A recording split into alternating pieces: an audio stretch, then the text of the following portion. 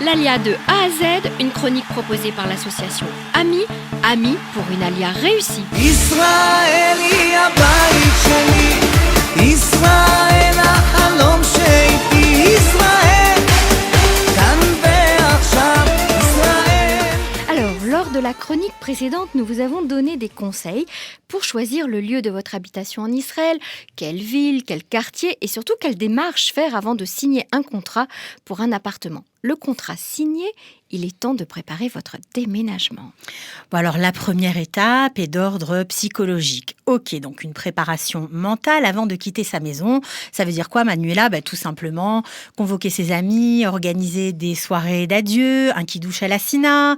Bref, faire tout le travail nécessaire pour dire au revoir, tout simplement. Et puis surtout, préparer des listes de choses à faire, une do-it list comme on dit, car c'est très pratique. Oui, parce que là, on touche un point crucial. Pour déménager, il faut s'organiser. Mais s'organiser demande du travail, Manuela. Ce n'est pas simple. Il faut faire des vraies listes de toutes choses. Alors avant de commencer à faire vos cartons, faites un tri parmi vos affaires. Vous savez, on accumule tellement de choses dans une maison. Ne prenez que le nécessaire, les objets ou les choses personnelles auxquelles vous tenez et surtout ce qui est en bon état. Si vous achetez des choses, pensez à garder les factures. Pensez à dresser des listes du contenu de chaque carton. Très important, des listes avec des numéros sur les cartons, parce qu'on ne se rend pas bien compte. Mais quand on arrive en Israël, qu'on doit tout déballer, on a sa maison sur le trottoir, si on n'est pas bien organisé avec un classeur, avec toutes les feuilles bien répertoriées, vous allez perdre beaucoup de temps pour rien. Et surtout, notez ce qu'il vous faudra racheter en Israël. Ça aussi, c'est important. Comme ça, dès que vous arrivez, vous pouvez le faire. Quand on fait l'Alia, c'est comme si on se remariait, en fait. On recommence tout à zéro. Oui, on peut dire ça. Alors, pensez à fermer vos comptes en banque, à payer vos factures, à faire suivre votre courrier et à se désabonner des différentes compagnies, le téléphone, la télé, les journaux, les câbles, etc. En fait, il faut faire des tableaux. C'est le secret. Des tableaux pour chaque chose et hop, tout se règle au fur et à mesure. Maintenant, parlons du déménageur. Prenez contact avec une société spécialisée 2 voire 3 mois avant la date de votre départ. Surtout, pas de précipitation à la dernière minute. Un déménageur sérieux doit faire partie de la chambre syndicale du déménagement. Il est préférable qu'il ait sa propre succursale en Israël et surtout demander plusieurs devis à plusieurs sociétés, histoire de comparer. Exactement. Plusieurs devis pour les mêmes services. Attention, parce que parfois, on compare des choses qui ne sont pas tout à fait identiques. Alors, vous devez aussi demander si vous pouvez faire un groupage. Ça veut dire prendre un conteneur qui va amener vos affaires jusqu'en Israël, ce conteneur groupé, c'est-à-dire séparé ou partagé plutôt entre plusieurs familles, ou un conteneur entièrement dédié pour vos affaires. Ça, c'est en fonction du nombre de mètres cubes, du prix et du nombre de mètres cubes que vous avez à transporter, bien évidemment. Donc, le déménageur doit vous suivre jusqu'à votre installation en Israël et il doit vous aider dans vos formalités de douane, suivant votre statut, si vous êtes Olé Hadash, donc nouvel immigrant, ou si vous avez un visa temporaire, ou bien si vous voulez rester touriste.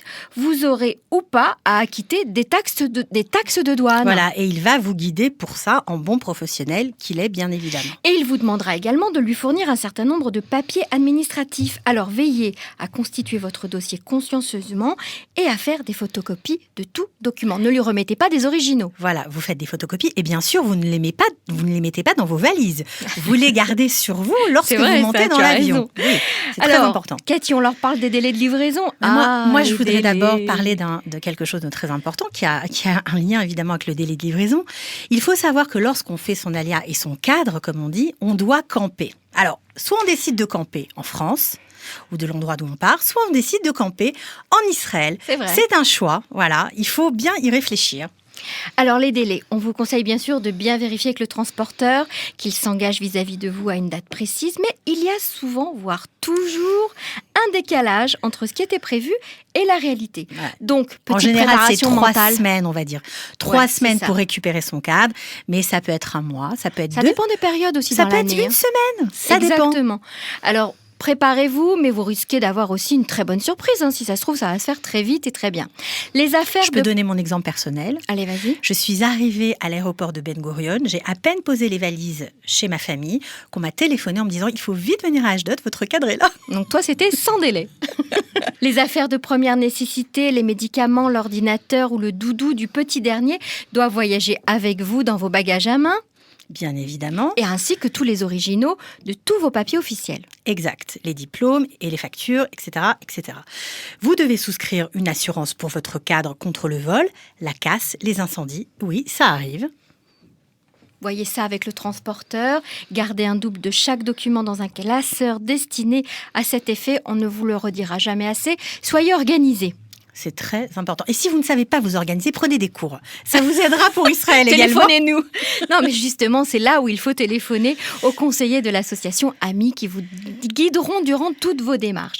Alors maintenant, le cadre est arrivé en Israël. Il est juste en bas de chez vous. Alors, on vous prévient, ça fait un drôle d'effet de voir sa maison sur le trottoir. Adressez-vous à des sociétés de services qui peuvent vous aider à déballer et à ranger votre maison. Cela fait gagner un temps fou. Oui, et puis demandez aussi aux transporteurs, parce que parfois ils ont des accords et ça facilite grandement les choses. Oui, puis comme ça, tout le monde reste calme. Plus vite vous serez installé, mieux vous vous sentirez dans votre nouveau pays. Alors voilà, maintenant, si vous avez des questions, des problèmes à résoudre, adressez-vous au conseiller de l'association AMI qui répondra à toutes vos questions, soit par Skype avec un entretien personnalisé. Le code, c'est israel.ami.9. Et puis, bien évidemment, si vous voulez simplement des renseignements, ou regardez d'abord par vous-même où vous en êtes au niveau de l'ALIA, connectez-vous sur leur site www.ami-israel.org. Vous pouvez également vous connecter sur leur page Facebook. Et puis, bien évidemment, comme nous vous le répétons à chaque fois lors de votre voyage d'études, prenez rendez-vous ou téléphonez-leur à Jérusalem, par exemple, au 02, vous ne faites pas le 0 de France, 623 57 88. Vous avez bien pris note, j'espère. L'Alia de A à Z, une chronique proposée par l'association AMI. AMI pour une Alia réussie. ישראל היא הבית שלי